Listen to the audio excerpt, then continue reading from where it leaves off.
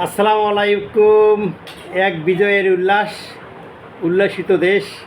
সারা বাংলাদেশের টেকনাফ থেকে তেঁতুলিয়া, রূপসা থেকে পাথুরিয়া এক বিজয়ের উল্লাস চলছে সারা বাংলাদেশ।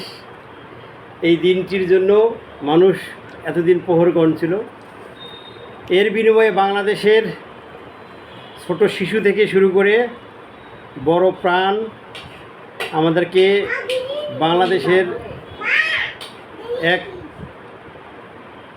কয়েক হাজার রক্তের বিনিময়ে আমাদের এই দেশ আমরা ৭১ দেখিনি, ৫২ দেখিনি, কিন্তু ২০২৪ দেখলাম। আমার বিশ্বাস অ্যান্ড কনফিডেন্স ২০২৪কে কেন্দ্র করে আগামীতে দেশটাকে বহির্বিশ্বে মাথা উঁচু করে দাঁড়াতে পারবে। এই শুভকামনায় আগামীতে ট্যুরিজম শিল্পর বিকাশ হোক,